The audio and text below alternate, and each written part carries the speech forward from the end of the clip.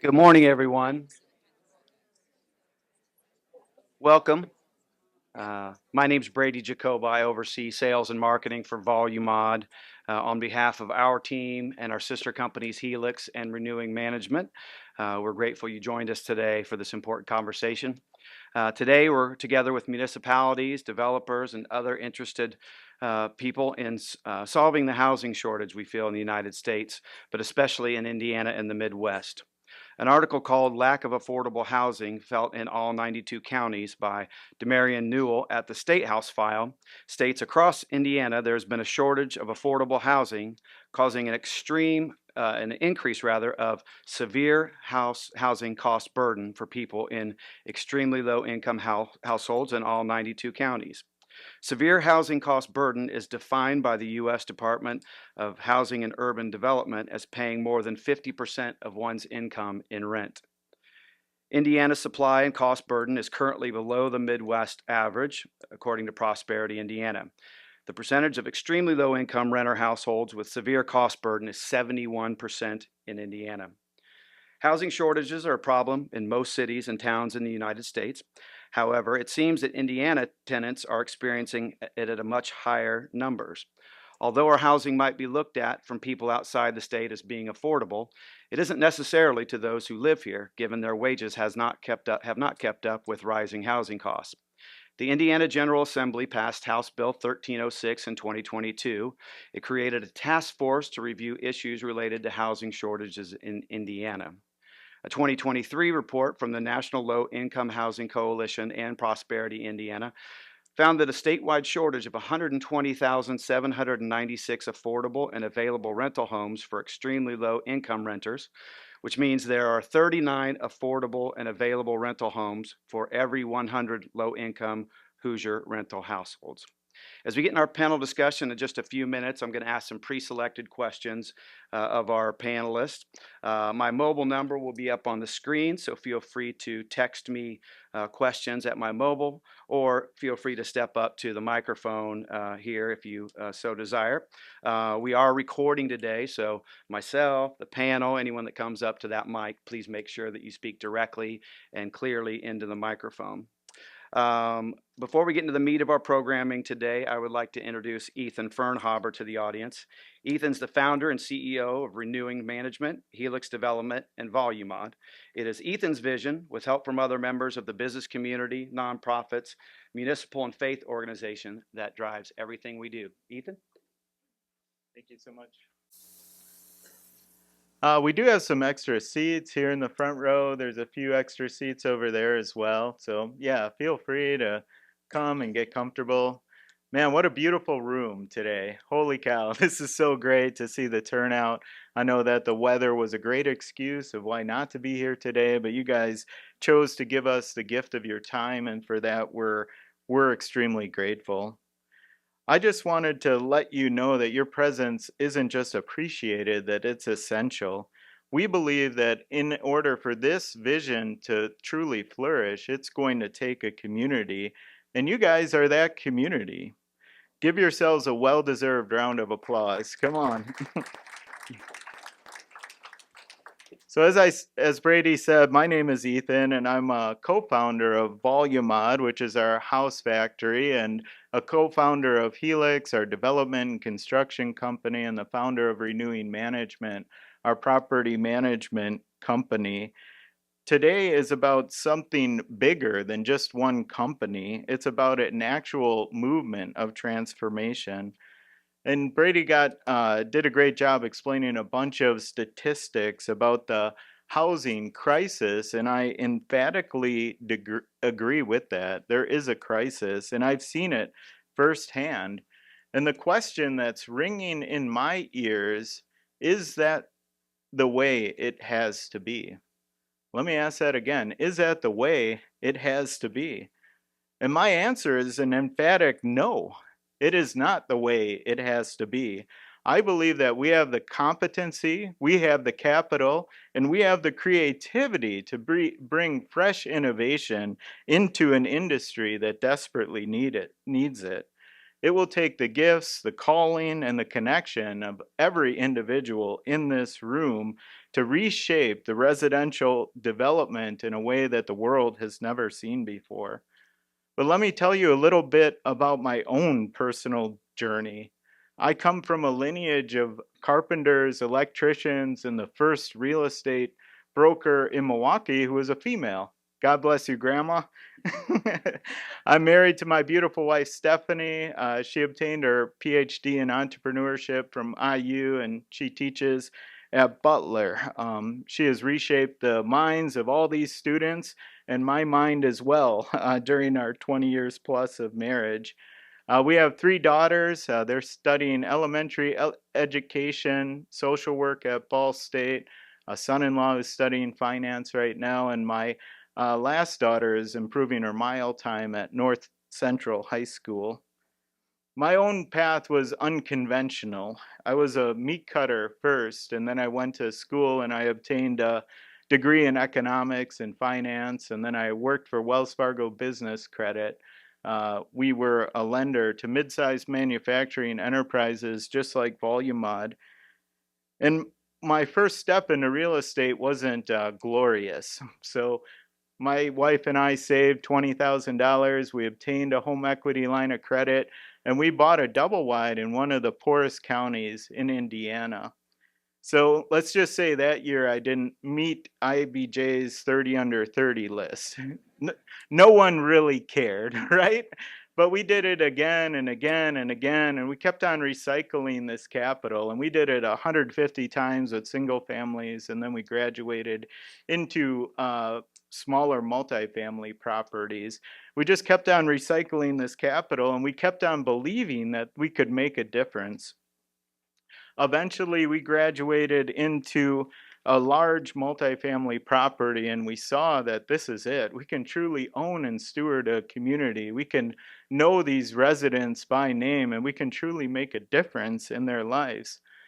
And all of my transformation has come through relationship. So I have walked with residents as they have been evicted. I have moved their possessions out of their home and I have transferred them into new places to live. I've seen the devastation of domestic violence and the results of addiction. I've stood in apartments after they've been lit on fire, and I have seen the aftermath of violent tragedies. But I've also celebrated with our residents, graduating high school, heading off to college, starting new entrepreneurial endeavors. I've swam with our kids in the swimming pool and played games with them.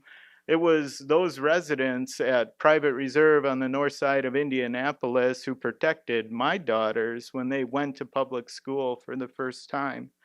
I believe that homes are sacred spaces, and those of us who build them or steward them or align the capital for them have a profound responsibility. So we have a housing supply problem, and today we're going to talk about a solution. We've built homes at Volumod that were single story, two story, three story, and right now we're building our first modular project with integrated fire suppression. It's a three-story walk-up, and next week we'll celebrate our 500th unit coming off the line. Helix Development currently has over 100 units and 1,000 units in the pipeline, and we're exploring these public-private partnerships that are really required to allow the math to work with new development. But this isn't about numbers, it's about the people, right? Hundreds of talented and committed people across Indiana and beyond working together to bring this bold vision into reality. We partnered with another modular company on the West Coast in California. We have great architects in the room here today and around the nation. We have trade partners, transportation companies, we have designers, and we have engineers. And we just joined a national buyers group so that we could squeeze out the inefficiency of construction. We could reduce the price to the end consumer, and we could eliminate the waste that's so rampant within our industry. And we've done it the hard way, so we've learned on our own dime. Through this journey, I've discovered what unconscious incompetence is. And that's a fancy word for you don't know what you don't know, right? That was an expensive lesson, by the way. And I'm thankful that I get to share the accumulated wisdom and knowledge with each of you. Treasures like Ryan Scott moving from across the country to bring his decades of experience into this modular factory here in Indianapolis. For 20 years, we've only built for ourselves. We've acquired the property, we've renovated it, and then we're the majority owner of it. But through this dismantling, we're now willing to share with others. So Helix 33, for the first time, will do owner's rep work, we'll do GC work, because we're willing to do whatever it takes to see this actually flourish. But we need your help. And we want you to build the future with us. You know, our greatest barrier is not finances, it's not technology, it's actually fear, right? Fear of the unknown. That's truly what we're battling here. And we're disruptors, and we're different. And that means boldness and courage will be required to take this new ground. But make no mistake, it is absolutely worth it. Once you try modular, you won't want to go back. It's a better way to build, and it is the future. I believe that Indiana is at the epicenter of the housing innovation, and that this place, Volumod, is at the tip of that spear. At 30th and Post, you just don't see houses being built. You're an eyewitness of a miracle occurring in real time. We are here to restore hope and solve the housing crisis by adding 100 new communities together. So I ask you today, are you ready to build the future with us? Thank you.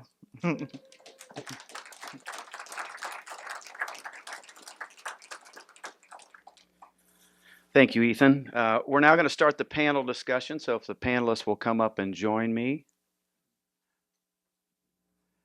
We're going to ask them to take 5 minutes each to tell us a little bit about themselves. All right, we're going to start with Tim and just go down the line. Introduce yourselves, please, and tell us a little bit about you. Good morning. My name is Tim Corcoran. I'm the Director of Planning for the City of South Bend, Indiana. I grew up in South Bend, went to Ball State thinking that I'd be an architect, and decided I might not be that good at it. So I went into planning, eventually got a master's degree in urban design, and moved back to South Bend about 9 years ago to take this role, and have been working on ways to try to solve a lot of problems that were just mentioned, and just kind of muddling my way through it. And so we'll get to see a little bit of how we've muddled to date. Thank you, Tim. Hello, I'm Joe Bowling. I serve as the Executive Director of the Englewood Community Development Corporation on the Near East Side of Indianapolis. We're about a 29-year-old not-for-profit birthed out of Englewood Christian Church, which has been at 57 North Rural Street on the Near East Side since 1895. We're kind of a collection of neighbors and church members about 30 or so years ago that just kind of, Ethan used the language, there's got to be a better way. And I think a lot of us just kind of started to wonder if there was a better way to approach life, to live in community. And so we formed this nonprofit separate from the church and started to really work on neighborhood development, community development, and we've been about that for the last 30 or so years. A lot of us that were around 30 or so years ago, I was a college student at the time, are still around today. My father-in-law's 73 years old. He was the first executive director and still comes to work every day. And so we've got a wonderful team that have just kind of devoted themselves over the last 30 years of trying to figure out what it means to live together, to do neighborhood development, affordable housing development. And so we've had a lot of success doing affordable home ownership, affordable rental housing for very vulnerable populations, as I'll probably talk about a little bit more, home ownership, home repair projects, and then a lot of other kind of economic development and job creation work as well. So really, really excited to be with you and share what we've learned a little bit. Thank you, Joe. Hi guys, Sip Sheik. In my current role, I'm a private wealth advisor with Wise Financial, focused on alternative investments, specifically real estate. But before that, for more than 12 years, I was a real estate developer. Started out in market rate and then moved to affordable. As part of that, I worked for IHCDA, our state's housing finance agency, for 2 years as well. And during that time, I underwrote more than 200 deals that were 4% deals, 9% deals. Yeah, absolutely. I was also involved with the qualified allocation plan, which basically determines how the incentives are distributed. Was also involved in some other programs with the state that were purely focused, again, on creating affordability. So I'm very intimately aware and acutely familiar with the challenges that exist with affordability. Obviously, it's a multi-pronged solution. On the financing side, we were working with IHCDA to figure out solutions, but the cost of construction ultimately is the biggest driver. And honestly, again, during that time with IHCDA, it was very heartbreaking to see that how every year the cost of construction kept going up. The performers were just not penciling out. We used to get creative with incentives. We used to, obviously, through state incentives and municipal incentives, we tried to make things work, try to pass on some of that affordability to residents. But again, I saw those challenges firsthand, and ultimately, the only solution really is bringing the cost of construction down. And I saw firsthand how difficult and challenging that could be by doing things the way they have been done historically. So there need to be creative new solutions. And there's not a lot of creative solutions out there except for, I think, what Volumod offers. So what we have here is pretty unique. Thank you, Sid. My name is Ryan Scott. I've been in modular since 1991. I know I don't look that old, but I got into modular by happenstance, and all those years, except for a few, I spent in the industry. And when I was out, I wanted to get back in. It's very addictive for whatever reason. Um, I had the opportunity to go to work for Ethan a few years ago, and been glad to make that leap. It's a phenomenal organization with our mission and what we do here as a startup. Um, Honored to be on this panel. I've been an outside admirer of Tim's work, what they did in South Bend. I think that's innovative. Got to be a supplier for Joe's first two modular projects. Got to be a co-worker with Sib for a while. And in conjunction with Ethan and Brady, we wanted to put this seminar together. It started out actually for the municipalities, and then we started to get a lot of interest with the developers. So it morphed in its presentation a little bit, but what I like about what we're going to hear today is solutions that are going to affect everybody, and it takes everybody in this room to be able to bring a project about. And so we're going to be able to hear from different sides as to what the needs are and what developers' challenges are, what the city's challenges are, things like that. And hopefully we can come up with solutions together to be able to put more housing on the ground for people that need it. Thank you, Ryan. I'm just going to stop for just a second. I worked in the nonprofit world for 8 years, and a big part of my responsibility was carrying on events and sponsorships of events. And we always counted on 25 to 30% of those folks not showing up. I think we've exceeded our expectations today. So a big round of applause for everybody for being here today. We really do appreciate you. And just one more piece of business before we get started with the panel discussion. I'd like to also a big round of applause for Jennifer Smith. Jennifer put this thing together, works really hard for us every day. She's our marketing director, and we love her. So thank you, Jennifer. All right, let's get into it. Tim, this first question is going to be for you. Yes, ma'am. Oh, Kirk, where are you? Kirk, come on up. I'm going to give you a brief overview of modular in general, and then we'll go into the panel discussion. This way it gives you enough time to come up with a few more questions so we can really get into the heart of the discussion as why we're all here today. The modular advantage, what does that mean? Well, I've been doing this since 1985. I've done stuff in large cities throughout the Midwest. And what this entails is, wrong way, speed. We can overwhelm a job site. The main thing is getting that infrastructure in first. As you see today, if you take a plant tour, when that floor section hits the line to the time it exits, sorry, can you hear me all right? I'm pretty loud. So when that floor section actually starts in our plant, it runs a roughly 5 to 7 day time frame, and it's offline. Where else could you see a house constructed in that speed? And that's drywall finished, finished flooring, windows, in most cases even the exterior materials already on. Quality. Another thing that can be accomplished in the plant is everybody looks over everybody's shoulders. There's many more people with eyes on the material that's being installed in one way, shape, or form. Another thing that applies to this is everybody takes pride in their work because everybody has their eyes on it in that facility. We have around 100 laborers that get to look at this product every day. There's a lot of pride and sense in regards to the overall accomplishment of what they're building. Cost savings, what's that mean to you? We control the cost. There's a lot of upfront planning that goes into play regarding modular, because once we release that for build, designs are done. There's no changes that can be made because we nail, glue, and screw everything together. That's why we can go down the road with it. That's why you can set it with a crane. I've seen these take on tremendous amount of weather. The seismic that we go through just in transport is mind-boggling.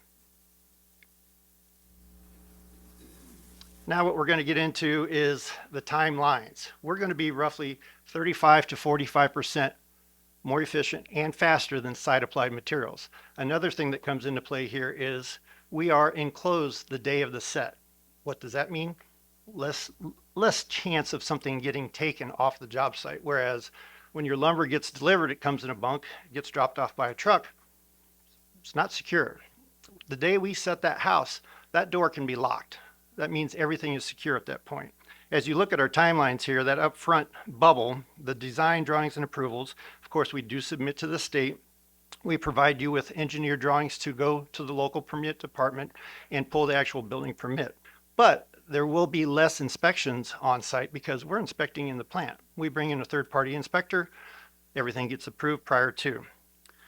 Then when you see the delivery and on-site finish work, all the materials can be in the structure as well. You don't have to wait for that to be delivered, meaning that those are already on site. It's just a matter of the labor showing up and completing that process. Higher consistent quality, that's because we build in a jig. We have tables that you'll see today in the way that our lumber actually gets applied. And when we have that particular jig, there's only one way it can be installed. So because of that, the way we install our drywall, we actually apply drywall to the frames walled section before we actually set it on the wall, versus if this was piece by piece on site, we can take bigger pieces of material and there's more efficiency that is applied in regards to the way we purchase our material. We don't have to take a smaller piece of, say, 4x8. We can buy drywall in larger sheets. We can even buy sheathing in larger sheets than you would normally apply on site. Lower maintenance costs. Reason for that is because of the way of our assembly in the plant itself.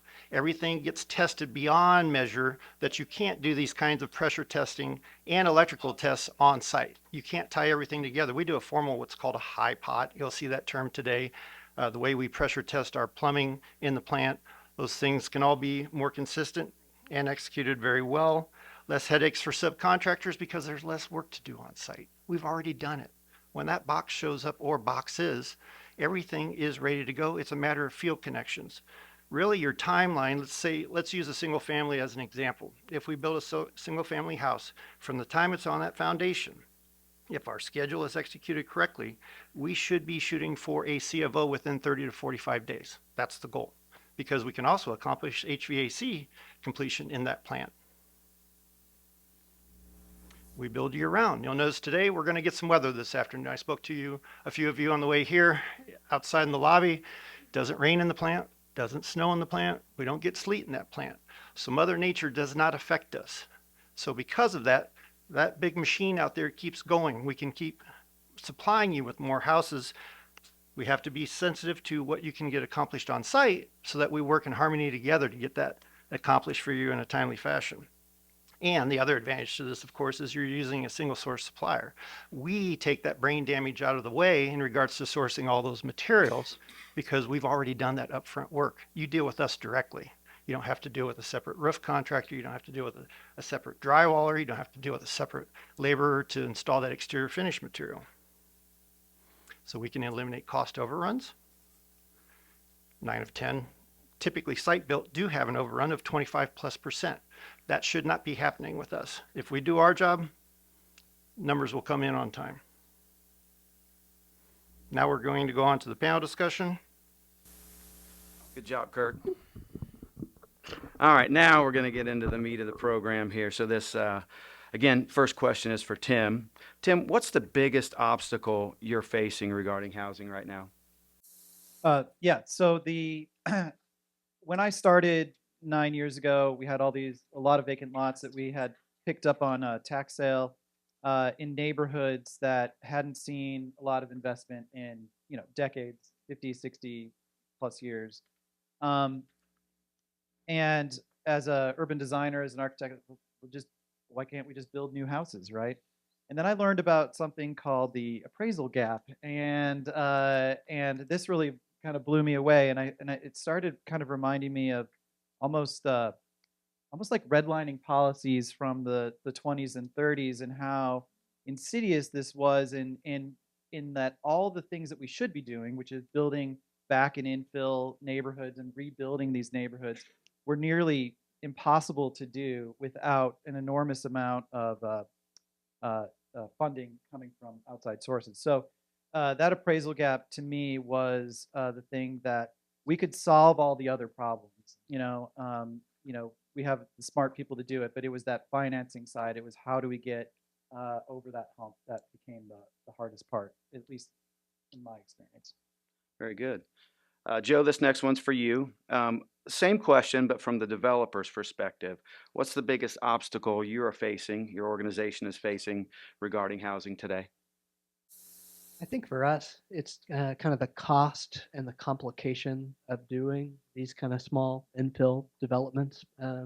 It feels increasingly like doing a 7-unit small infill project.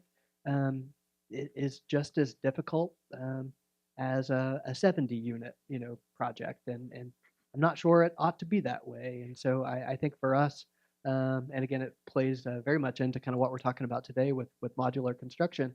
You're always looking for ways to reduce that cost, reduce that complication, because most of the opportunities in our neighborhood are small infill developments. We do similar to South Bend, and as Tim has alluded to, we've got lots of places where we've got 1, 2, 40-foot by 150-foot lots, and with the appraisal gap and the need for subsidy, which is increasingly scarce, and I'll maybe say something about that a little bit later. How do you build? How does it pencil out, as Sib said earlier? And so looking for innovative solutions to reduce the cost and to just make it a little easier to do small developments of 1, 2, 3, 4, 5 units. Thank you, Joe. I'm going to stick with you. So to expand a little bit on incentives and closing that gap, talk to us a little bit about what's been successful for Inglewood's developments, and then what kind of challenges you're facing now, and maybe what you think might be the solutions to some of those challenges. I think we've had good success. I look around the room though, and I know that there are way more experienced real estate professionals here than myself. I mean, we are tiny compared to what a lot of you accomplish. So I just want to say that. I think we've been persistent as a group. I think we're always willing to try something new, and Volumod has been kind of a new experiment for us, and something that we've been really excited about. Those challenges, as I just mentioned, though, for Beth, I'm looking at Beth here and Emily, kind of from the city of Indianapolis. They've heard me say this before. I mean, we've just had a lot of challenges with the cost and the time that comes with permitting and just kind of getting all of the approvals that you need, and then just sometimes the additional cost of, with the 7-unit development, we were asked for about $70,000 in surrounding infrastructure improvements, which, makes it difficult to do an affordable housing development when $10,000 a unit just went into kind of pavement of surrounding streets, right? So those things have been real challenges. And so I'm probably more excited to hear more from what Tim has done in South Bend than anything else, because I really love what they've done with kind of pre-approved kind of home designs and things like that. I think there's just a lot of new kind of traction we can have in Indianapolis. And so again, I know Beth Neville here from the city has kind of worked on a similar proposal for Indianapolis, and really, really excited to see some of those things move forward, because I really do think that's how we can make this more approachable and easier for new real estate developers to do a new 2-unit development, to do a new 4-unit development. And right now that feels out of reach for someone that's just not done it before. And so you want to bring new folks into the industry because we really do have a housing supply problem. Yeah, that's a great point. What we've noticed, I've only been here 8 months, so I only have that much of a track record to speak to, but we have noticed a lot of these first-time developers, smaller developers that are trying to make things happen. And so we're very interested in some of those solutions and how we can add value to what Volumod and Helix and Renewing does every day. So thanks for that, Joe. This next one's for Sib. So Sib, tell us about some of the incentives that Helix has received and how municipalities can be more creative in financing housing projects. Absolutely. So there's some incentives that are specifically very much aligned with modular in particular. And then there's other incentives that municipalities have been very excited to share with us, just because in general, modular is able to offer a lot of benefits. I'll start with the incentives that are specific to modular.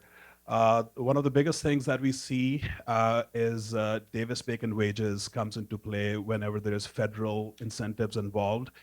And the big challenge with Davis-Bacon wages is that it adds 30% to the cost of the project, which almost defeats the purpose, because then that's that much less housing to be built for people who need it the most. So modular is actually exempt from Davis-Bacon wages. So that just right there is a huge cost saving compared to traditional build. So 30% cost saving. So for example, home funds, they're a source of financing or incentives, grants and loans from HUD. And they require Davis-Bacon wages, which again creates a lot of challenges, and developers have to get creative, and they end up being forced to produce lesser units so they can stay below the thresholds that trigger Davis-Bacon wages. So again, just very counterproductive. So modular is obviously exempt from that, so that really helps a lot. There's another thing, 45L credits. So obviously green energy is huge right now, and the federal government and the state government is incentivizing that, and it's only going to grow over time. That's just obviously just the need of the hour. So 45L credits, those are $5,000 per unit in credits that you get. And to qualify for that, you have to jump through a lot of hoops. There's Hearst ratings that are required. And long story short, it gets pretty expensive to qualify for those. But the way modular is built, it just naturally lends itself to scoring high on those points. I remember when we first got our blower door test done at one of the units here, the tester was blown away. He had never seen numbers like that. And we weren't even doing anything specific out of the ordinary to achieve that air leakage control, because just the way we naturally build it in the factory, the glue that gets used, again, being built on the jig, the accuracy that creates, the predictability that creates, that just naturally lends itself to that. So you're able to achieve, again, those additional scores that you need for green construction to qualify for those incentives without having to bear any additional cost. On the traditional a construction side to achieve, again, like a lower blower door test. Joe, obviously you've had experience with that. It gets pretty expensive because you literally sometimes have a guy walking around with a cocking gun trying to just fill all possible holes and stuff. But with modular, you don't have to worry about any of that. It just naturally lends itself to it.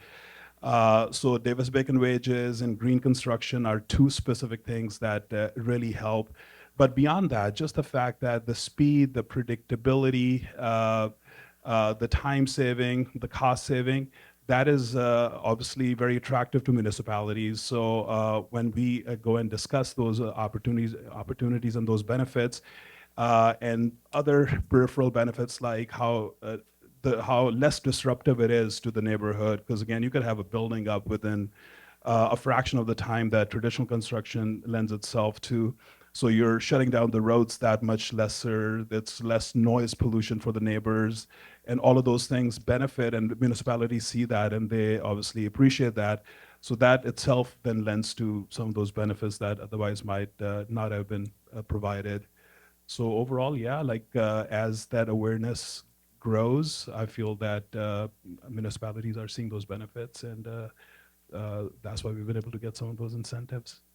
Thank you, Sib. We're going to go with Ryan next, but I do have a question from the audience that I'll take a stab at, and then Ryan can chime in if he wants to on this one. So the question is, how can small-scale incremental developers who often have the most difficulty getting a project to pencil participate in the modular solution?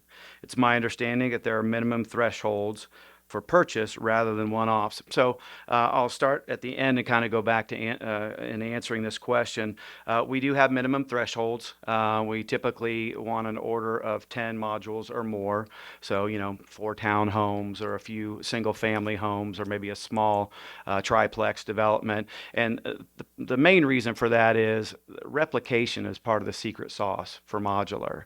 And so it's very difficult for us to stop doing, like a 81 module apartment complex, which is what we're doing right now in the plant. And then we've got another one set up after that. It just really kills the economies of scale that we achieve through modular construction, and then ultimately disrupts the benefit to our clients.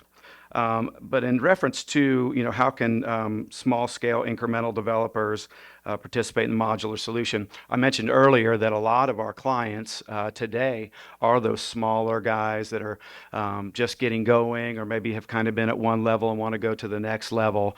And I think where we can really help with that is our experience. So because so much is done in the factory, in the plant, with respect to modular solutions, and our relationships with architects and engineers and transportation companies and set crews and crane companies, all of that, we're able to take a lot of the guesswork out. So as a small developer who maybe have not, they're ready to go to that next level, and like Ethan said earlier, they don't know what they don't know, we can help provide a lot of solutions for them. And we do have 2 sister companies in Renewing Management and Helix that also jump in and help all the time in things like that, and helping those things come to life. So thanks for that question. Ryan. Yeah. Sure. So the other answer to that is there are designs on our website. So smaller batches using those designs, and the amount of those designs is growing every day. Using those designs that are already engineered can help in smaller batch production. So the reason that is important, which Brady alluded to earlier, is there's a lot of vetting that gets done through that engineering process, because when Kirk was speaking, we really have to have our ducks in a row when we start to build, because it goes through the production so fast. You don't have time to tear out walls and move things like that.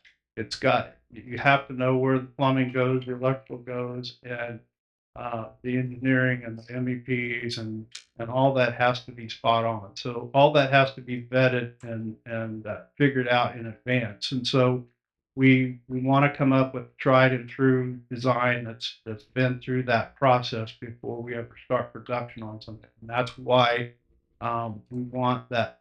That's where that request for repetition comes from. So there's a lot more that goes into that, but that's the main part of that. Joe can attest to that. So,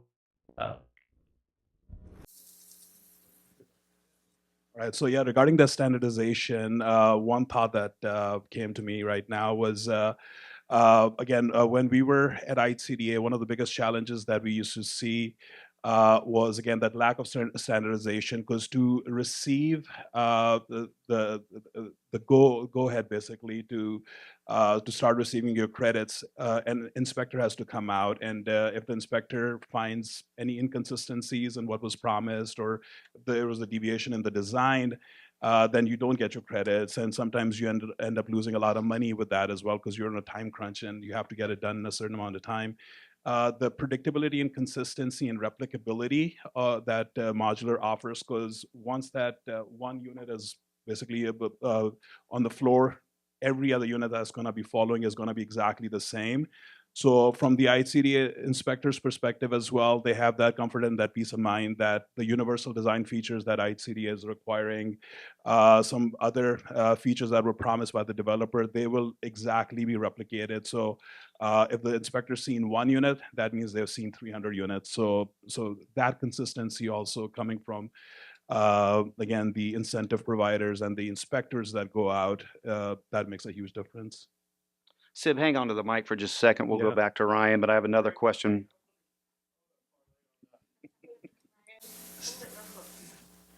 so I don't know if I'm stealing your thunder, No, thunder, go Brady, ahead. but Nope. one of the beauties about what Tim has done in South Bend is and I don't know if you guys are aware of this, but he has created pre-approved floor plan designs for the city of South Bend. And primarily what we've been talking about is all infill right now, okay? So he's got pre-approved designs, and that, I think he told me this morning, if you take an infill, yeah. If you take an infill lot and you use one of your designs, 20-minute approval? Yeah, the building department will. Yeah, the building department told me is a question that came up just a couple days ago, and I said, "How long does it take you to permit a pre-approved house plan?" And I wanted them to say a really short amount of time, but I didn't tell them. They said 20 minutes. So I'll let them know you clapped for them. But the zoning side, which is more on my side of the process, it's a little bit longer, but it's usually by the end of the day or something like that. There's a lot of things going on, so yeah. My zoning specialist said, "Well, just whenever I get to that email." So there's a lot of things going on, but that's about a day. Yeah. Tim, hang on to that. And any other house by the end of the week. So it's a pretty quick turnaround. Hang on to the mic for me, if you would. So we know we've got some slides for you. Do you want us to go through those and draw attention to any of them, or how? Which one's the first one? I can't remember anymore. Probably going to be easier for you to see over your left shoulder, Tim. Okay. Well, you can go to the next one. All right. Well, yeah, sure. Okay. So now I'm just trying to go back one. So as we were talking about, this is a picture of a typical street in South Bend, a neighborhood probably built over 100 years ago. This is the DNA of South Bend. This is the DNA of a lot of cities in Indiana and the Midwest, and that's what we're trying to not as exactly recreate, but to build upon that DNA as a way to heal a lot of the neighborhoods that have been severely damaged in South Bend for, I said again, since probably the 50s, maybe even further. South Bend went through, in some ways, was a bellwether for what happened to a lot of other communities around the Midwest. We lost Studebaker before Detroit lost a lot of their auto manufacturing. Suburbanization didn't help. It hollowed out a lot of these neighborhoods. There's a lot of other reasons, but those macroeconomic reasons, difficult for a city to tackle, right? So this is an example of a block. Maybe it's the worst block, but you know, in 1972 it had 48 houses, and today it has 17. And this is the challenge that that I had starting 9 years ago as the director of planning. When then Mayor Pete asked me if I knew about any policies to help do these things, and I was like, I go, I have no clue. You know, my background's in urban design. I'd worked in hot property markets where you could sell a shoebox for $500,000, and so now I'm thinking like, all right, how do we deal with this, right? So next, yeah. So we started the sort of the only way I knew how, which was, all right. First of all, we had picked up almost on by faith about 200 or so vacant tax sale lots. Working with the county, they had been, our experience has been mostly positive over the years. It swings back and forth sometimes depending on who's in charge, but we started picking up vacant lots in 2014. What I started doing then is looking at the regulations around just the zoning side of things and how we could start to streamline that. Again, you know, my background in urban design, actually, I kind of think of myself as a developer in a way, and because no one's developing that block, you know, where there's only 17 houses left. No developer is doing that, right? So I think that my philosophy is the city has to think of ourselves as developers. And if you start to have that mindset, you start to go through the process that it takes to build a new house, right? So what are the rules? So we created new districts for missing middle housing, the sort of the smaller scale missing middle housing. We permitted ADUs by right on every parcel in South Bend. We reduced minimum setbacks, minimum lot sizes. So minimum lot size in South Bend is 15 feet. We eliminated all off-street parking requirements. And a lot of what we were doing in the code was that there's this, you know, maybe it's a Midwestern thing. We have a kind of a suburban bias built into the way we think about places that we want to live. And we had to, we know we have to be very urban in the way that we execute these projects, because urban development tends to be financially sort of feasible for a city. Suburban development tends to lose cities money. This is another topic of discussion that we can talk about later, but that infill development was a huge part of it, and we wanted to make sure that we got rid of all the regulations and rules that were driving outcomes that were not healthy, both financially and to a neighborhood for the city of South Bend. Yeah, and so yeah, that's kind of the first sort of thought, laying that foundation. You go next. So we changed all those rules, but we sort of joked around with some other planners that I work with often in Kalamazoo that, well, what happened? And I was like, well, nothing really happened. A few ADUs got built. A couple of the neighborhoods near Notre Dame were, you know, taking advantage of a lot of these things because the home values or the prices in those neighborhoods are so high. So but we have a lot of folks like you, Joe, that, you know, are well-intentioned, sometimes small-scale developers, a lot of CDCs, people who are really invested in their neighborhoods. They want to heal their neighborhoods, and they just don't know how. So we started working with some folks. They would come to us with house designs that didn't meet the zoning ordinance, that were like suburban style, one-story ranch, front-loaded. Here we have a city that is a rear-loaded city and can create these great walkable streetscapes and neighborhoods.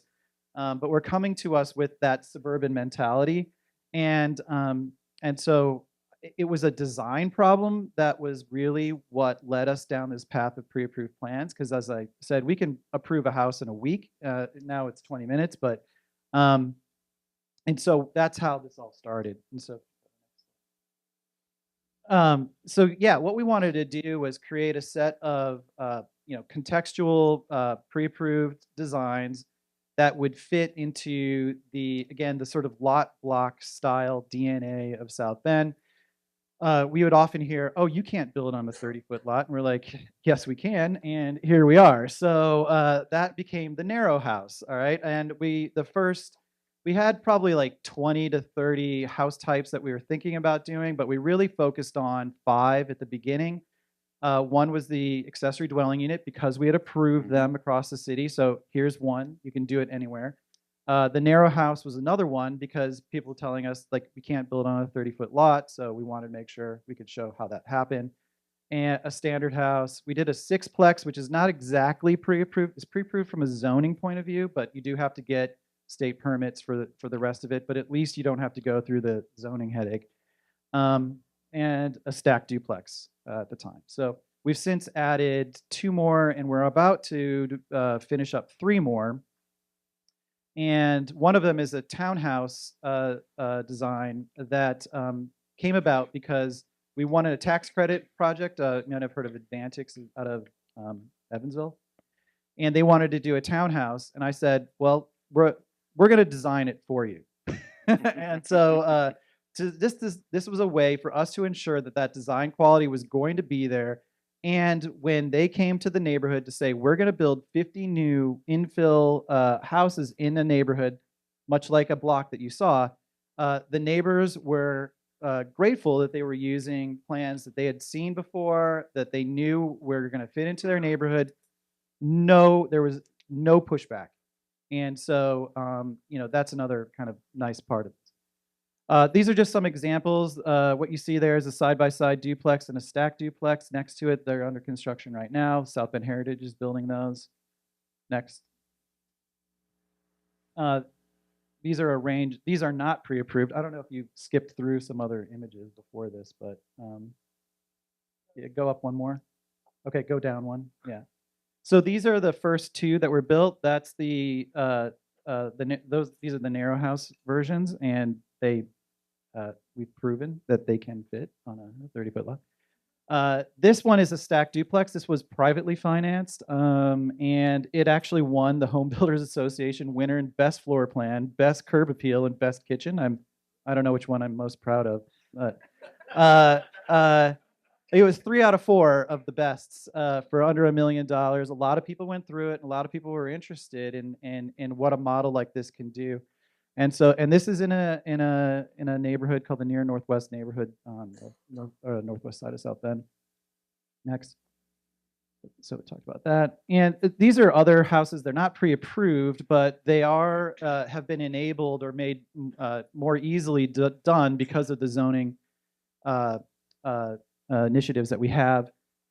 Upper left is 600 square foot net zero tiny houses. Upper right is a side-by-side duplex. Lower left is half of a cottage court development. Those are actually duplexes with like a 200 square foot studio unit above it. And our first urban fourplex in 100 years, I think, on the lower right. I don't know if there's any other, I can't remember if I put any other slides, but that's kind of the sort of the philosophy that we have in order to try to address these issues. And in these process we learn like about things like the appraisal gap, or hey, that sewer line is 19 feet below the ground and it costs $30,000 to put a sewer lateral in. So we created programs to address that as well. And we're continuously trying to either innovate or look at those programs. Do they work? Do they sort of work? Not work at all? How do we keep moving that along in order to ultimately achieve what we know we have to achieve, which is address the housing crisis, but for South Bend, fill those neighborhoods that were great neighborhoods in the past. We're going to be great again. And really look at how we can grow the population of South Bend and really address a lot of those housing needs. So I've got a question from the audience for you, and I'm going to show it to you so you know that this is not from me or anybody on the Volumod staff, okay? It says, question for panelists, will Tim be using modular for his projects in South Bend? Well, so one of the things that we do, or the way we think about things, is that when we did like the zoning ordinance or anything else, we always look at what matters to us, right? And getting rid of all regulation and anything that kind of stops things that don't matter. I don't want to sort of look at, I don't want to have to enforce a code that I don't believe in and that doesn't matter to me. I only want to enforce things that do. We do not have any requirements for what type of construction you use. Some of these are post frame that the tiny houses are post frame. And we do have some modular houses that have been built. I would be happy to have, I don't care. I want houses built. They're so hard to build. The cost of these things are always No, an issue. keep going. And so any way to bring that cost down to help us with the things like the appraisal gap, we are all for. If there's a way to get more modular housing built, let me know and we'll figure out a way. Yeah, I sure will. So whoever answered that question, make sure you meet me outside for your $50 bill on the way out. Thank you so much. We're gonna go down to Ryan for just a second. And Ryan, do you want me to ask you a question, or are you just No, gonna I wanted to freestyle? follow up on this. So this is actually what this meeting started out to be. So we wanted Tim to talk about his program, and we think it's very creative. But we also want to give props to the city of Indianapolis. So they also had the Vacant to Vibrant program here, and that's what this meeting started out to be, was with the municipalities. We wanted to share these ideas amongst the municipalities, in hopes of either cross-morphing some of these programs within municipalities that already had programs, or expanding them to other areas that didn't have any programs at all. And then, as I talked to some of you out in the lobby, we started getting a lot of interest from developers. So the agenda kind of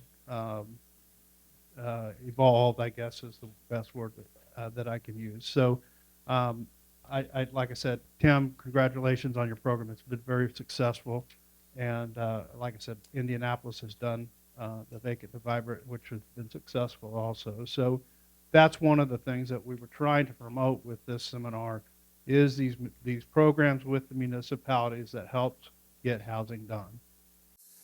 So the floor plans that we have over here, we actually had an architect look at these, and it was pretty impressive that the existing box sizes that we have at Volumod, they lend themselves perfectly to these sizes. Because if you look at these floor plans, they are basically just simple boxes, and the dimensions actually lined up very well with the existing box sizes that we had. So it'll be just, again, a very efficient and easy and quick way to get these built in at Volumod. And again, from the city's perspective, the peace of mind would be that you could have the same design, but depending on who is the builder on it, there could be inconsistencies in how it's done. But if it's being built in the factory, the same house plan that's been replicated at the factory once, you could replicate it 50 times and it'll be the same exact design. So the city would have that peace of mind as well, that the design has been executed correctly. So yeah, for us, that was very exciting when we had an architect kind of redraw these with our modular boxes, and it fit perfectly. So we didn't really have to tweak anything in those designs. I just want to add something. Sure. I live on the first block of Dearborn Street, which is 4 blocks east of East Washington Street and Rural Street. And the home that I live in, there are 40 homes on my block. They're all, and I wish I knew more of the history of this, but they're all essentially Sears and Roebuck catalog homes, right? They're 2-story bungalows, and a developer, Southern Lumber Company, in 1910 or so, built all 40 homes. There's really only 2 or so floor plans on my block, but they mix up the exteriors and just subtle differences.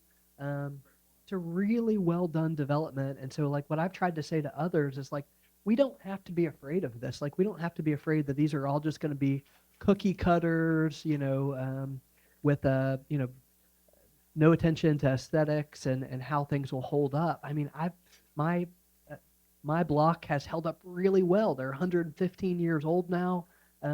It's great. And so I think that this stuff is really, really important. And I don't think we have to sacrifice quality or design with pre-approved plans like that. Yeah, it's a great point, Joe. When we send these modules out to be put together on site, a lot of times we'll send them out without any kind of exterior finishes, no siding. There are many things that you can do with different kinds of siding, porches, decks, all those types of things that will keep it from looking homogeneous. So that's a really good point, Joe. Thank you. Joe, I'm going to keep you there for a second. So tell me about the speed of development that you've experienced with modular. Well, it was certainly a selling point for us. Mhm. You know, we're always looking for ways to speed up the process, and it has been very rapid. I think that has certainly been the case. I mean, we know that part of reducing the cost of new units is reducing the amount of time, which directly relates to like construction loan interest. That can be a really big part of our overall like development pro forma. So that has certainly been a driver that's kind of driven us to Volumod. Um, you know, so the speed has certainly been there. I mean, I will mention we got things timed exactly right with the duplexes. We had our permits, and then we kind of said, Volumod, go start building the homes. As our site contractor was doing the underground work, the utility connections, and the foundations, and timed it about right. We did not get it right with the 3-story townhomes, as we got Volumod going before we started down the permit chain, and that ended up taking 10 months to get the permits that we needed. And so it put Volumod in a tough spot, as a lot of boxes were just sitting in their parking lot for a long time as we waited for those permits. You know, the other thing I'll just mention, as it relates to the speed, you know, construction theft is a big deal. Yeah. And so we certainly have preferred a modular approach, so that our units are just not sitting out there exposed right now. And I don't think this is just a problem that we're experiencing on the Near East Side, as it, you know, can be a bit of a rough and tumble neighborhood from time to time. I mean, I talked to Kirby from Helix out there and in the lobby, and mentioned that, you know, they've had similar issues. County Line Road, and so I don't think that's unique to us. So having our units just not on site to have them broken into has certainly been another driver. Great. And this next question can be for you and or Sid, but I did want to kind of go back to what Tim was talking about, those urban infill lots. A lot of times, you know, we call them shotgun lots because they're 30 to 35 wide and they're 100 to 130 deep. And sometimes that will present challenges with people achieving maximum density, which is what we all want, right? Whether we're going to sell it or whether we're going to lease it, we want to achieve that. And so Volumod, in partnership with one of our favorite architects, have designed a few 2-story duplexes. Some other homes that will fit very well on those. The challenge, and the other thing that I really like about what you've done, Tim, is eliminating those setbacks, allowing some on-street parking, things of that nature. I think that really helps, because unless there's an alley behind there, where are you going to put your garage, right? A lot of these homes will have a detached garage. We build some things that do have garages, but a lot of them will need detached garages. And if you don't have a way to do that, you just got a bunch of wasted space typically. So really innovative, Tim. Thanks for that. Joe and or Sid, let's start with Joe. This is from the audience. How are investors and banks responding to the modular build? I'll say from my experience, there's increasing acceptance to modular. You know, with our lender, I think it's okay to say, National Bank of Indianapolis, there was a little bit of nervousness at the beginning. But, you know, we brought kind of the lender crew out for a tour of Volumod. And I think there was just a real comfort level after they did that tour. They increasingly did their homework and got up to speed with what modular is, and says, you know, it's not really a sacrifice of quality. In fact, you know, there's real advantages to the quality to do that in the factory. And so far, it has been good. We have not had any hiccups relative to lender approval. That's great. You know, that is one of the biggest challenges of modular, is the perception of what modular is, or maybe what it was. So we do a lot of plant tours, and we're going to invite all of you to take plant tours after lunch today. But we bring in banks, investors, insurance companies, all those folks through here on a regular basis. And this tour that we're going to offer you guys today is absolutely our best educational tool, because that's what it takes, right? It takes education. And so not only that, but we're going to be doing a lot of these types of events going forward. So please keep an eye on your email. Bring your friends. If we have to get a bigger room, we'll get a bigger room. No problem. Sib, do you want to kind of answer that question as well? To it. Again, the more lender awareness is getting created, and obviously we've been trailblazing and making sure that more and more lenders become aware of it. Once they get to know the product, it definitely puts their mind at ease and they get pretty excited about it. One of the big things is that their collateral is less at risk as well, because again, it is protected. It is stored in a safe place versus being outside exposed to the risk of theft or the risk of elements. So till the product is finished, it's here in our factory, locked and secure. But again, going back to the fact that modular really is the future, one of the very powerful financing tools that has come online over the last few years is called PACE. It's not available in Indiana yet, but in all surrounding states and most of the states within the US, it is available, and it is only a matter of a year or so that it should become available in Indiana as well. But what PACE is that it's, again, a subsidized financing tool that banks offer. All large multifamily lenders offer it. The Berkadias of the world, again, the Walker and Dunlops of the world and all of that. So it's subsidized financing, but you have to have, again, high scores on the green energy ratings. And if you're net zero, then it's even better. And like I mentioned, modular naturally lends itself to all of that compared to traditional construction. You can do it in a much more cost-effective way. We use 2x6 construction instead of 2x4, so you're naturally getting in more insulation. And again, we are naturally we get higher scores from the blower door test rating as well. All of those things go into the scoring for that PACE financing. And Tim had mentioned that net zero ready homes, these homes already are getting the highest scores. All you need to do is slap on the solar panel on these and they should be pretty close to it. So that's the future. And I think we are much more positioned and ready for, again, the products of the future and the demands of the future with this product. So Sib, I'm going to stay there with you for just a minute. I got a question from the audience about funding sources. But I think, or I've been told by a really smart guy, that we are especially set up for LIHTC developments. Do you want to give your take on that and why that's the case? Absolutely. So there's on multiple angles. It's very naturally aligned with LIHTC.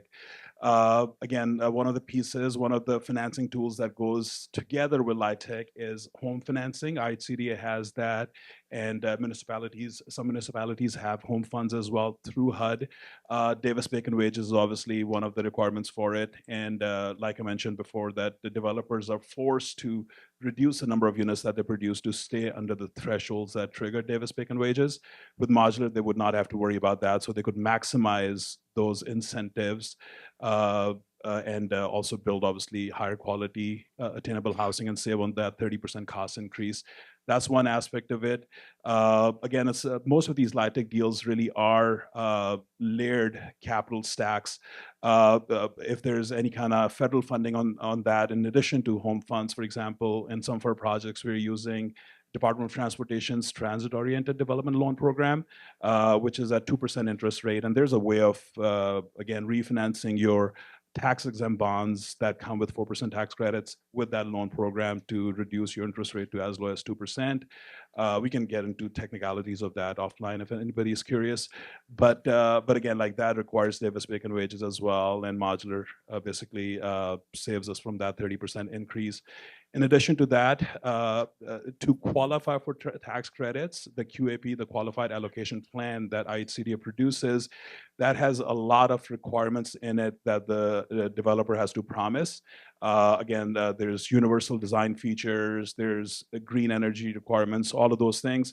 And with traditional build, there's a lot of inconsistency in how the developer is able to deliver those. And a lot of times, again, the subcontractor on site might miss something.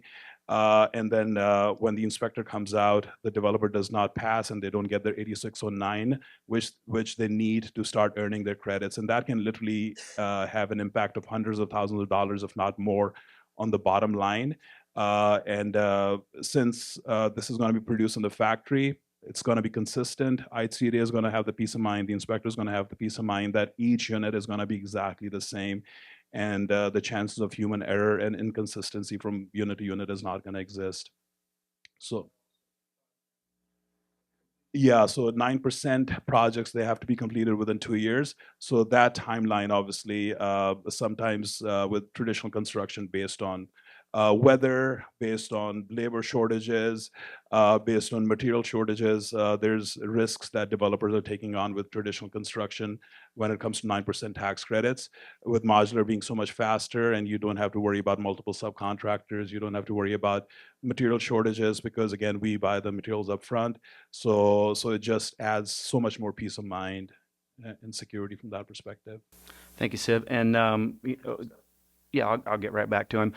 Just a quick plug. And some of these incentives require Volumod to be bonded, and so we do bond these projects as well. So go ahead, Joe.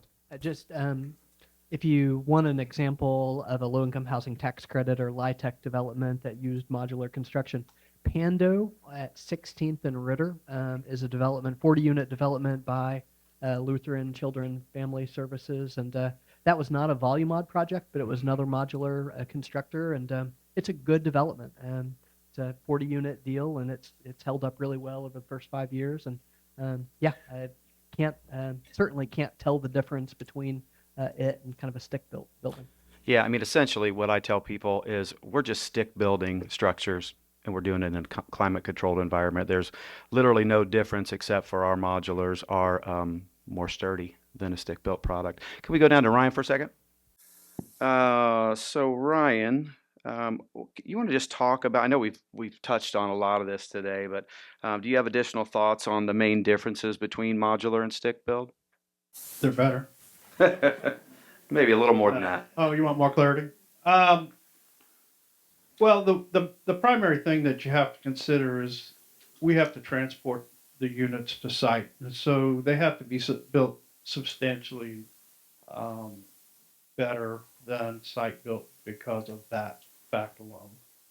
Kirk touched on it in his conversation. So first of all, each module has to be structurally independent on its own. So for example, just a simple ranch style home, it's independent on its own.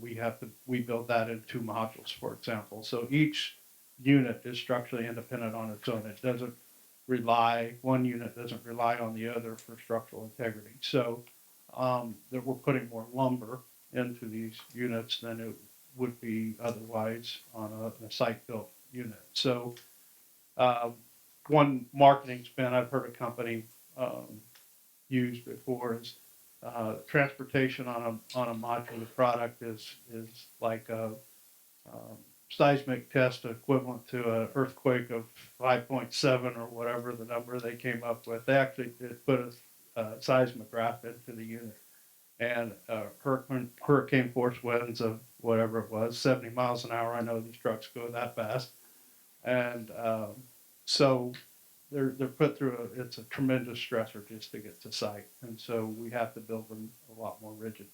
Some examples of that is we use a two-part or single-part urethane glue to glue the decking to the joist. We also use that same glue to glue the sheetrock to the studs. We use a 2-part foam glue to glue the sheetrock to the trusses on the ceiling. So that is all designed to make that box very rigid. We want it to be very rigid. Even down to the drywall mud. We use a high-strength drywall mud in our base coat so that it doesn't crack. So everything about what we're doing in our construction is to keep that box rigid and structurally sound to withstand the transportation. One of the things that, ironically, that you have to do on site to make sure that your sill plate is perfectly level, because on a site-built project, if your corner of your foundation is an inch low, your wood will conform to that and it's not a problem. But if you put a modular on that same foundation, it's just going to have an inch gap in that corner because it's not going to sag to meet that foundation. They're that rigid. So there's just a lot of safety precautions that are built into that for those reasons. Thanks, Ray. I'm going to stick with you for just a second. Okay, go ahead. Let me just add, so my friend and city county councilor Jesse Brown is here, and I know this is something that Jesse cares about. It's certainly something I care about, and this is a sneaky advantage to modular construction that I'm just not sure that people think about, and that's just how many folks I've certainly known, and I bet you know too, that work in the construction trade, um, have just a really crappy quality of life because they're working outdoor in elements that are really harsh. They're traveling all over the state. They're having to get up at 4 a.m.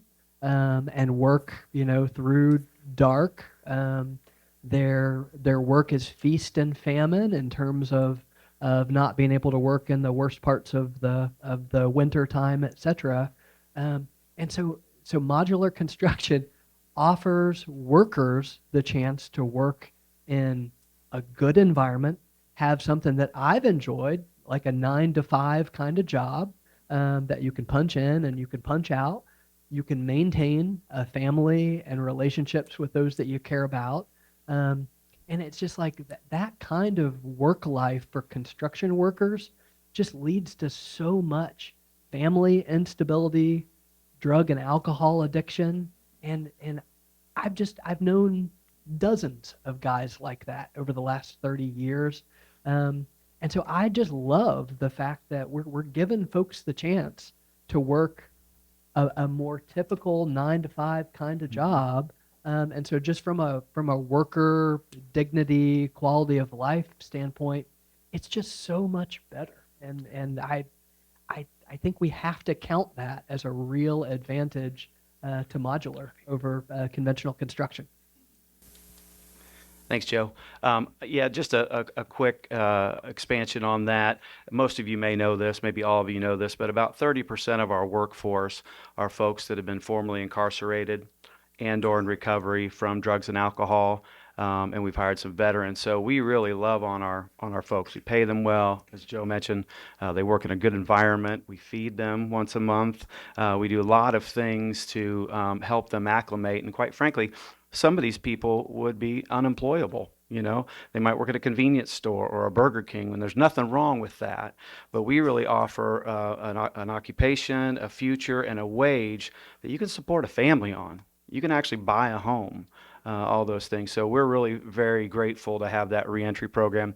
John Gammon, I think, left. Otherwise, I'd put the spotlight on him. But sir, go ahead.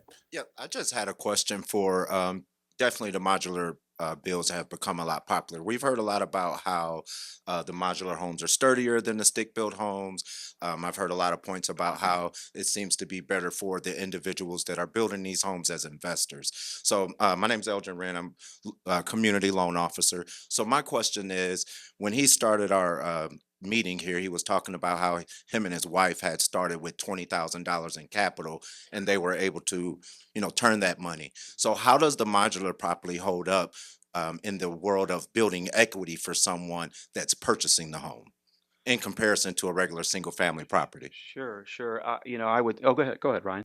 I'll just tell you a personal experience, and it's been a number of years ago. So the very first company that I worked for in the industry was years and years ago, but I actually bought a modular. My plant that I was working at wasn't producing modulars at the time, and I bought a modular from a sister plant that was in Indiana and trucked it all the way out to western Kansas. And I didn't know what I was doing, just a dumb kid, and I built a foundation or built a basement and added a garage onto it and put this house in it. We lived in it for several years, and time came to move, and I needed to get the appraisal for the sale. And the guy's going through the house, and oh, this is nice, and finally got to the basement, and he could see in the unfinished portion of the basement that it was modular. And he turns and looks at me and he says, "Is this a modular?" And I'm like, I said, "Yes, it is. Is that going to be a problem?" He says, "Oh no, this is a very nice home." And he wrote out the appraisal, and it would be what I would have expected for a site-built home of the same size and amenities, and it appraised for what I thought it should appraise for. So that's just a personal story. Um, anything that we have seen in our time doing business, everything appraises on par. In fact, there our product, it's part of the appraisals. You can use or should use site built comps for appraisals for our product as well. So Thanks, Ryan. I'll add to that just a little bit. As developers, we're always thinking about mitigating risk, right? That risk that's out there can just crush a development. So what we do through modular is we eliminate a lot of that risk, first of all, but because of our compressed time frame, less carrying costs perhaps, you're getting to your ROI sooner. So those are things that developers always want, right? They want to start making their money as fast as they can, start charging rent or get their profit from selling. So I think that's another big advantage to doing modular over stick build is reducing that uncertainty and therefore reducing risk. We're going to come back down to Tim. Another question from the audience. I'm getting really good questions from the audience, folks, so thank you. And feel free to come up to the microphone if you want to send them that way. I think we can throw my phone number back up there, maybe, Kirk. Tim, through your redevelopment efforts, do you have a preference for development initiatives focused on owner occupancy versus build to rent? No. I think, though, we have a few things that we've been trying to do. One is we have been working to build up a small scale developer community in South Bend. And we work with them. We'll work with anybody really, but we're working with groups like Intend Indiana, who are building 92 units in South Bend, LIHTC projects that are leased to own. We're really focused on, in a way, building all types of housing for all people at all income points, from large-scale apartments to ADUs and backyards. We are working across that spectrum to deliver more, knowing that at the end of the day, it's really a supply and demand issue that drives rent prices as well. And so, we know we need rental homes, we need lease to own, we need home ownership, we need it all in there. And so, I think there's different programs to help address different elements of that. And so, yeah, we're working across the spectrum on that. Thank you for expanding on what was a closed-end question for me. Sir. Thank you, and this has been a great panel so far. I know Joe has mentioned on previous panels the problem not just in building affordable housing, but in keeping it affordable long-term. Often these subsidies just disappear because the first person who owns the house sells it, the affordability is gone and now it's a market rate house. And so, I'm proud to be on the board of the Indianapolis Community Land Trust. And so I'm wondering, I would imagine the way these are built, the way you're describing it, they're not going to last any less long than a regular stick built on site. So I guess just where do you see the intersection between community land trusts or co-op housing ownership that can keep things affordable longer? Does that get impacted at all by building modular? Is it better? Is it worse? we would feel like at least it's a wash, but hopefully better. Cool. Just want to make sure. Thanks. Anyone else want to expand on that? I'd like to ask a question of the audience, maybe some of the municipalities here. Are there any other programs, the municipalities that are doing that somebody would like to bring up? Well, I think we're covering a lot of them. That's a great question from Ryan, but thanks for asking that, Ryan. So we're going to go back. Yes, sir. Well, Yeah. I do wonder if the city of Indianapolis pro-housing proposal is worth mentioning here. I mean, Beth, do you mind speaking to that? I'm really excited about this. Yeah. Hi, everybody. I'm Beth Neville. I'm the Administrator of Community Investments with the City of Indianapolis. So I deal with all the different HUD grants that the city receives around affordable housing, homelessness, and community development. So we did submit a pro-housing application, which was a competitive new proposal from HUD, really inviting innovative solutions to addressing housing problems throughout the country. We applied last year, piggybacking very much on the great work happening in South Bend, hoping to create a similar portfolio of pre-approved designs we could use for our affordable housing initiatives.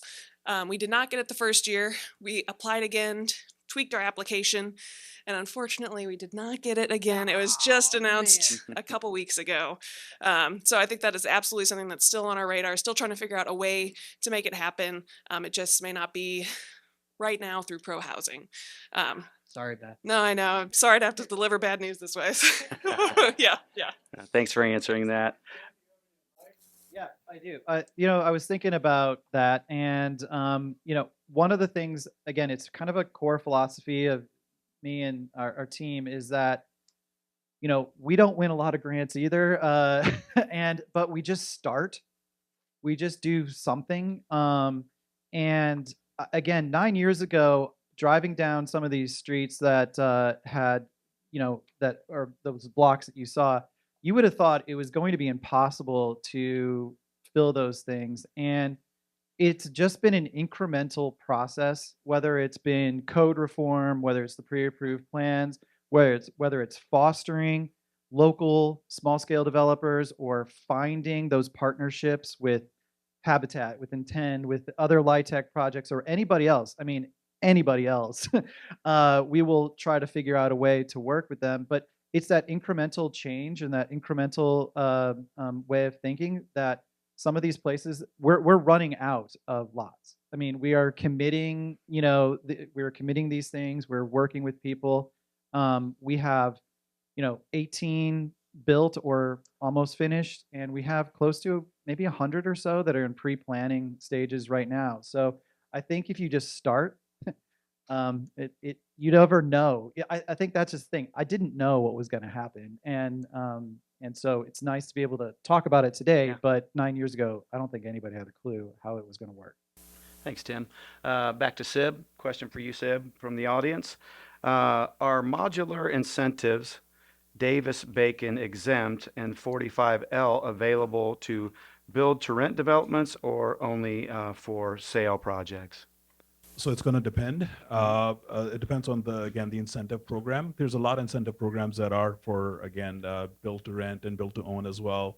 For example, one of the programs that we've been utilizing, and it's a very powerful program, Department of Transportation's Transit-Oriented Development Loan Program. You have to be within half a mile walking distance of a train station or a bus station, but then you can do basically commercial with that as well, mixed use as well, market rate development as well. And that's all basically exempt from Davis-Bacon wages and obviously very much aligned with modular. Thank you. Another question from the audience says, collectively, the panelists have done a great job of extolling the virtues of modular. You have. Thank you very much for that.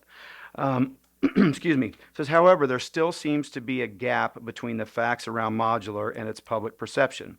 How does Volumod combat this stigma? How might we, as new evangelists, help to combat this stigma? Excuse me. Ryan, you want to take that one? Preach the word. I don't know. It's through meetings like this that we can do this. It's just education is the best thing that we've come up with is to try to get people to understand. Honestly, when we have prospective clients, our best selling tool is to get them on our production line and get them to see the quality of the product and see the construction and how it goes together. Sib mentioned how airtight the units are. When they see the small details that we put into building the units, it's things like that are the impressive features about what we do. It's just like spreading the word. You just have to do it one person at a time, unfortunately. Yeah, yeah, education is huge. One of the things, and the modular market today is roughly 5% of the market, which is decent, but depends on what data you look at. It's estimated to be as much as 20 to 25% of the market by 2032, I think it is. So we're growing, and we're seeing that here at Volumod. I almost hesitate to say this in front of my bosses, but as the overseeing sales and marketing. I haven't done a lot of knocking on doors. People have been knocking on ours, so there's a tremendous interest. I want to talk a little bit real quickly about price because that's a question everybody asks, right? How much do they cost? How do they compare to stick build? And if you look at just cost per square foot, it's plus or minus. We're really close. We're not cheaper than stick build. But when you look at cost holistically and you look at the speed to market, you look at the quality of the materials and those types of things that we've shared with you today, that's how you really see that in fact modular is a lot less expensive than stick build. So I just want to point that out real quick. Let's see. Brady, I want to add to that. Yeah, please. We talked about it briefly, but one of the things that we do is we guarantee our pricing. So Kirk talked about that briefly, but when you put your build deposit down on the modular, that locks in our pricing because we'll go ahead and buy our materials at that point. So your pricing is guaranteed on the modular. So that's a significant portion of your project that's locked in, guaranteed. Not going to go up unless something you you have a change out order to change to a more expensive window or whatever. It's guaranteed. So no other type of construction offers that. So. Hey, Ryan, keep the mic if you would. We got a really good question that talk about just the process of connecting the modules together. What does a set look like on set day? That's a varied product depending on what type of project you're talking about. If you're talking about a single family or a multi-story project, but essentially we transport the modules out to the site on carriers. So when, like on Joe's project, when he did a 7-unit 3-story project, there was 21 modules that were involved. And so there's a series of trucks showing up on site and they're feeding a crane. And so the crews strip the protective plastic that's keeping it weatherized off first thing. Once it's stripped, they put the straps around it from the crane. The crane lifts it in the air, puts the first floor down onto the foundation, then the second floor, third floor, so forth. Then to make, for the first floor, you're going to make structural connections to the foundation. There's various types of connectors that could be used. It just depends on what the engineer specifies for that. And then there's vertical and horizontal connections that are made in a project like that for story to story and townhome to townhome. So most of the time they're like flat straps. They might be 2.5 inches wide and 36 inches long. Ryan, hang on to the mic for me. This is a two-part question. I'd like for you to answer part of it, and I'll answer one of them. So I'll answer my part first. This is, what is the process to start the modular conversation with Volumod? First step is talk to myself or talk to Kirk over here. But really what we do is we very quickly, I'll say, we engage with you, we engage with design, we start getting that working. We can supply kind of a ballpark price, cost per square foot to begin with when we understand what you're trying to achieve. But once we get through design, or roughly 80% of design, we can do two things. One, we can issue what is pretty much a guaranteed maximum price. And then from there, we really just look to, when are you going to have your horizontal development ready? When are those foundations going to be ready for us? And when we just work backwards from there. It speaks to the speed of putting modules together. Ryan was talking about the cranes. A good set crew and a good crane can set 10 to 15 of these modules per day if it's all on one site. So literally, when with Joe's duplexes, which were 8 modules total, people that went to work that morning and saw concrete on the ground came home from work and saw 2 duplexes sitting there. So it's pretty amazing. Ryan, the other part of this question is, what is the typical time frame for production? So that varies depending on our rate of production. So right now we're at about 20% of capacity. So a module would start online in 13 days, it would be completed. So from the floor just getting framed all the way to something that's drywalled, painted, appliances installed, flooring installed, windows in, sided if that's what it calls for. At our maximum production, it's going to be about 3 days. So it can go pretty rapidly. So funny story, shortly after I got here, we kind of got the production line straightened out, and we were talking about what we were going to build, and I was asking Ethan if they had started their site work yet, and he said they would get that going shortly. And I said, well, Ethan, I've never seen it where the plant didn't outpace the site, and he thought I was being arrogant, and he soon found out that that was a reality. So we had a lot of boxes in the yard for a while. Had to bring that up, didn't you? Sorry, boss. Yes, sir. Correct. Yeah, just one shift. Yeah. We have the potential to do that. Obviously, we can go to multiple floors per day before we would ever consider that. Supervision is probably the biggest deal. There's other kind of in between answers that we could employ. Drywall takes up the biggest portion of our line because of drying time, even though we use what we call hot muds or chemically activated muds to shorten drying time. So a lot of times what people do is put it on like a mid-shift drywall crew that comes in at noon and leaves at 8 or something like that. Yes, our maximum capacity, we could theoretically do 5 modules a day or 15 modules a week. So we've got a 81 module, 36 apartment unit back here in the factory. Again, you're going to see this today. But at maximum capacity, theoretically, we can produce that in less than 2 months. Be ready to go. Excuse me, guys. Sid, how about this one for you? It says, what does Volumod look for in terms of status of permits or proof of secured financing and incentives when signing production contracts with developers?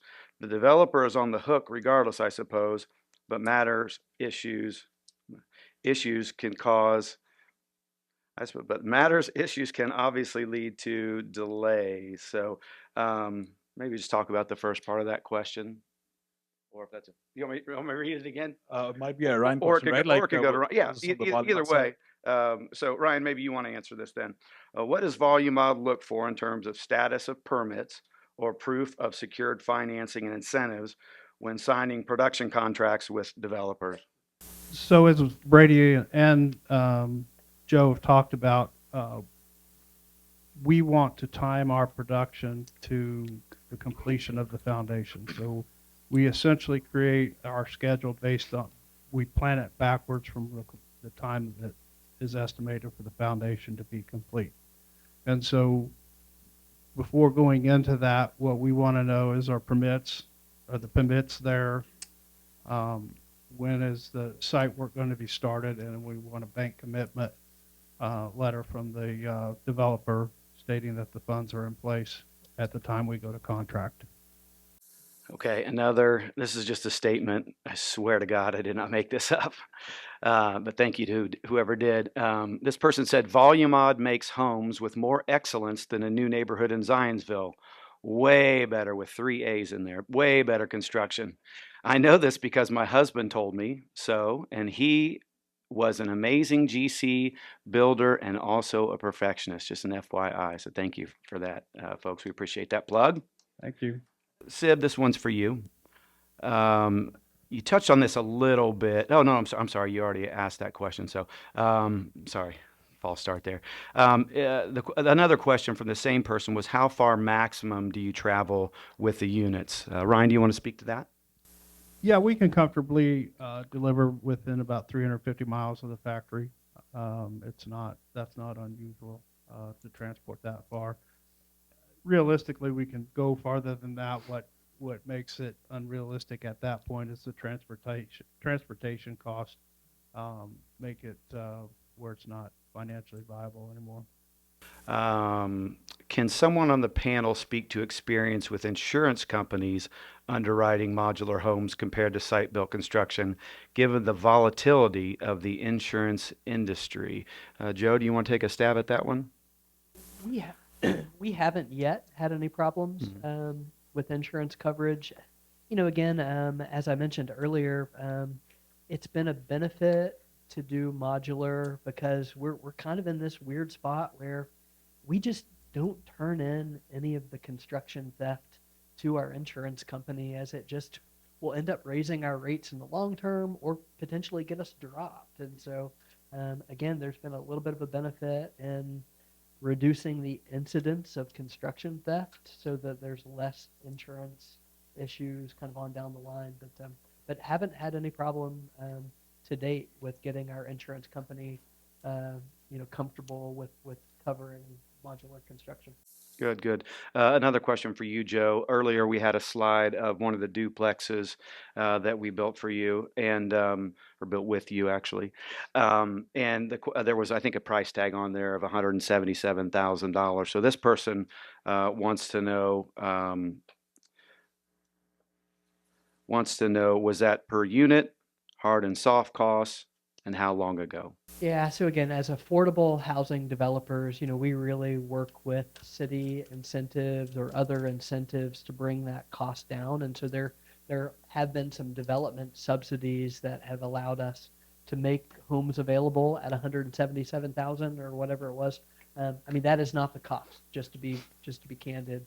In fact, the cost is probably probably closer to 300,000 all in. So we've had the opportunity to utilize some incentives for low-income first-time home buyers for those duplex units. And we're really, really proud of that. In fact, we've still got 10 of these 11 units available for sale. So see me if you know of friends or family that would like to buy a home. We're excited to get them sold.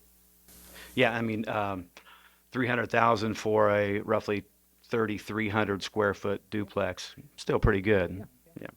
Yeah. Yes, sir.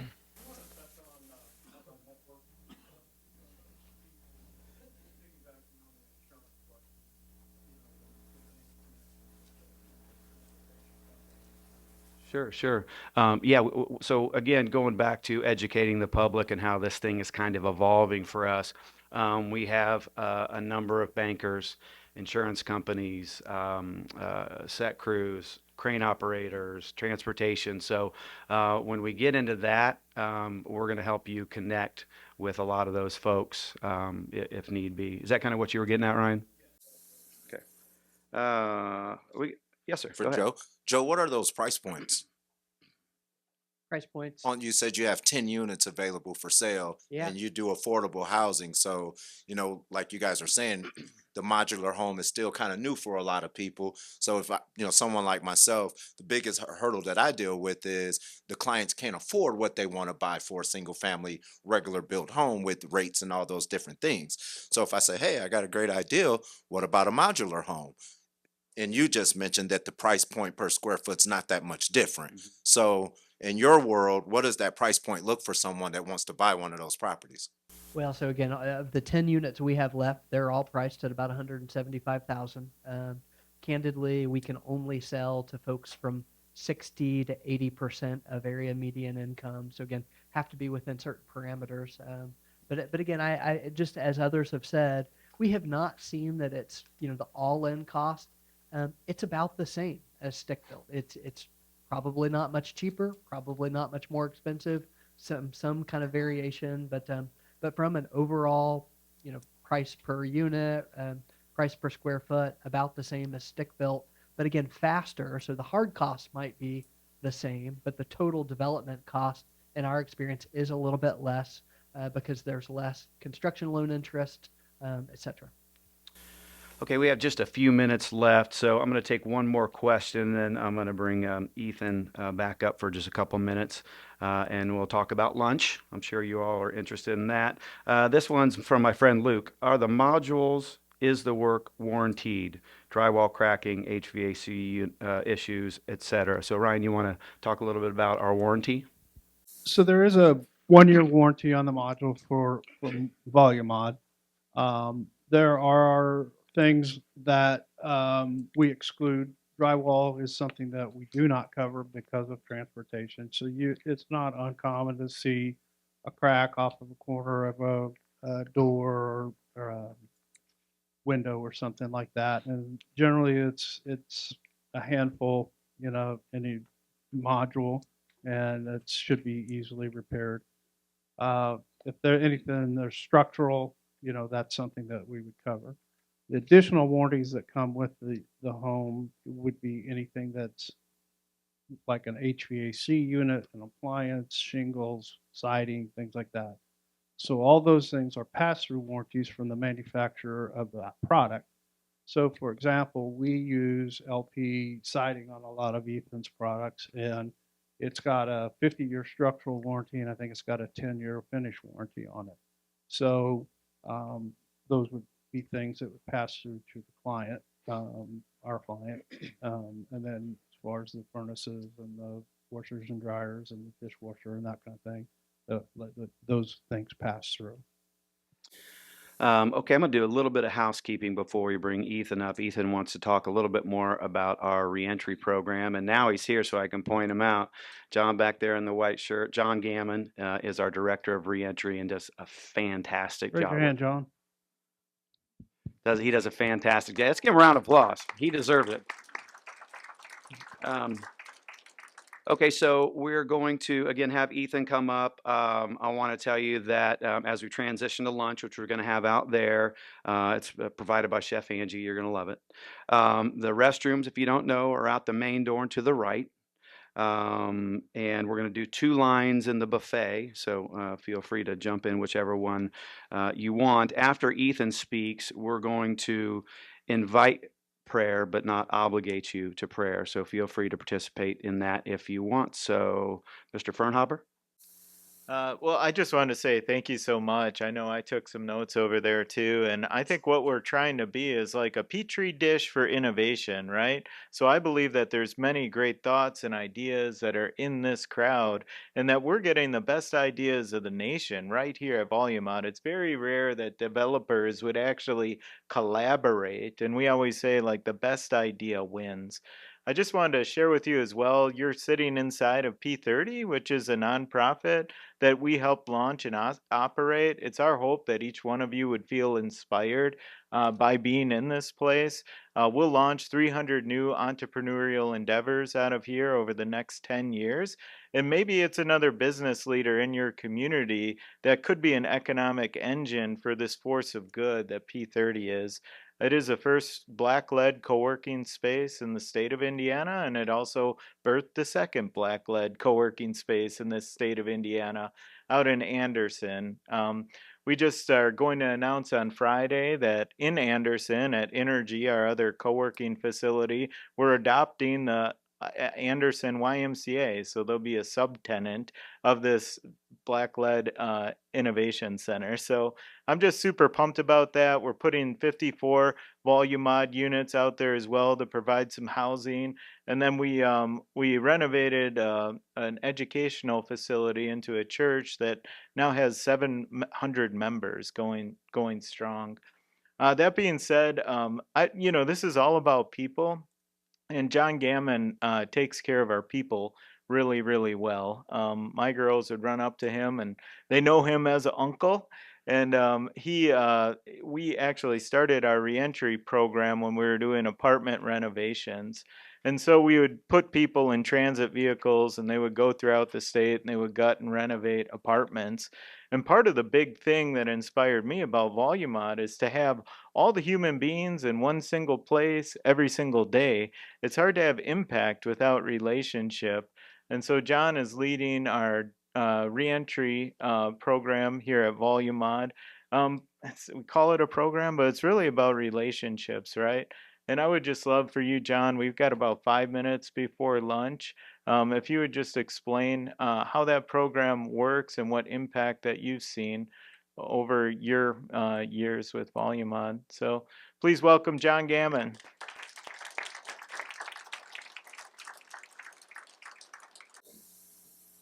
Yes, I'm forced to speak, so amen. Amen. She gonna buy me lunch.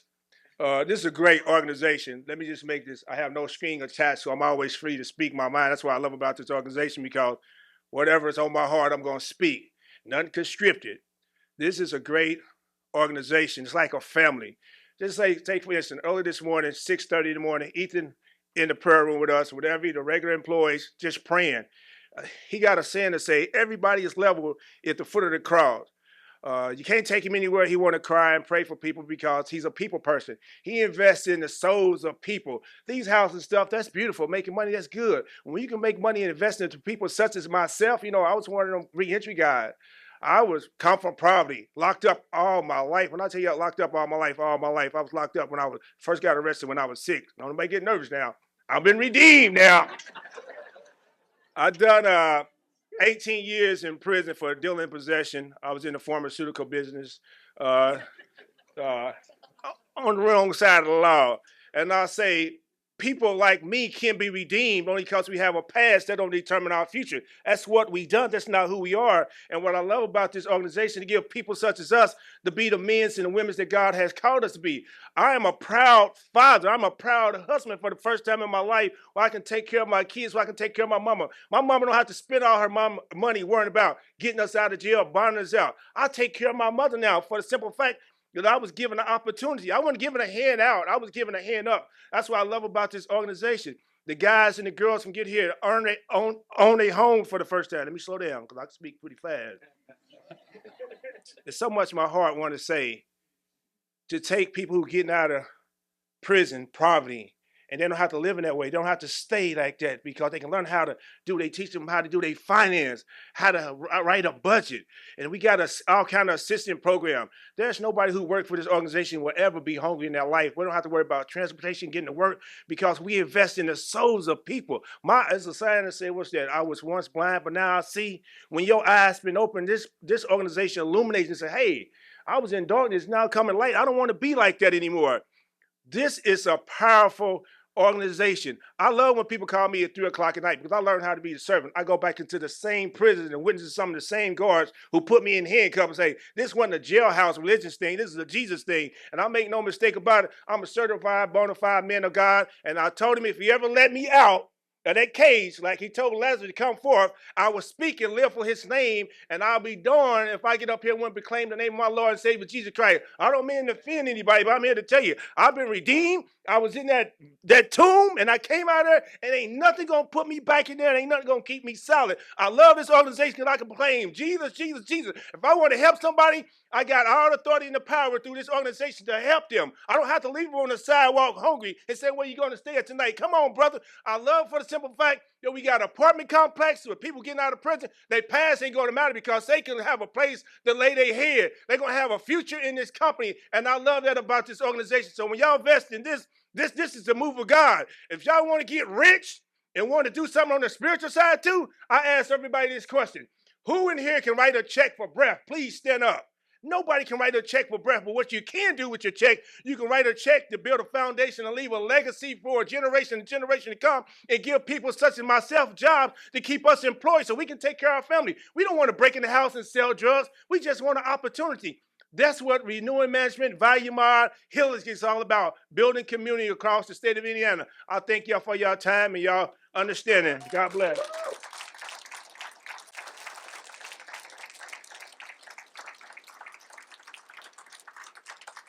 Man, if that doesn't get you fired up, nothing will. Real quick, I want to say thank you once again to Tim Corcoran, Joe Bowling, Sib Sheik, and Ryan Scott for giving just a wonderful participation today. I want to thank all of you for being here today. We want to thank all of you for being here. Again, we're really honored and grateful that we could have you today. The questions that 2 words afterwards? Tours. I was like, 2 words? What? I couldn't think of what the 2 words were. Yes, tours afterwards. So if anybody wants to take a tour of the plant, if you want to go out and see some finished product, we can probably figure out a way to get you out there. What'd you say, 2 finished products? I'm teasing you, Jen. So yeah, we would love to have you tour the plant, love to have you tour our properties. I want to give you all a big round of applause for being here today as well. All right, I think lunch is ready. Oh, I'm sorry, I wanted to say one more thing. The questions that I got via text today, if I didn't get to them, I'll respond to them here, maybe even this afternoon, but certainly I will respond to your questions, okay? All right, lunchtime. Thank you. Oh, I'm sorry. Whoop, sorry. I'm crashing and burning up here. We're going to get Jennifer up here to say a prayer for us. Sorry, Jen. Oh, so bossy. Listen to me. I'm just like, I'm telling everyone what to do. All right. So afterwards, we do have 2 different types of tours. If you would, actually 3 types. One to the factory, which we'll just gather over there right by the food area afterwards, and you can tour the factory. And then we have 2 opportunities to see the finished product. If you want to walk through a finished home and look at the finishes and how the layout looks, this is where you're going to go. This is actually Joe Bowling's duplex that you can walk through. And if you could just take a picture of that, if you want to go, it's about 15 minutes away. So if you want to go to that, write down or take a picture of that so you have the address. The second tour opportunity is for Alder Woods. It's the slide before. This one is just a drive around. If you want to see an entire modular neighborhood, those are all rented, so you can't walk through them, but you can drive around and look at how beautifully they look. That's on the south side of Indianapolis, and it's, 15, 20 minutes away as well. So if you're headed south, blow by Alder Woods and take a look. Okay, and I'm going to pray. Father, what a great day. So thankful, Lord, that you are the one who gave us breath in our lungs this morning, that you gave us the opportunity to come here today. And I just want to thank you for that. Thank you for this movement that's been started. And God, I just ask that in your power and your provision that you would continue this movement. And as John mentioned, not just housing, even though housing is super important, but also about people's hearts. And I just pray that you would use normal people just like us to make a real difference in Indiana and beyond. So God, we thank you. And we also thank you for this food that we're about to eat. Bless those hands that got up really early today to prepare that for us. And we just want to ask all this in the name of Jesus. Amen. We are dismissed.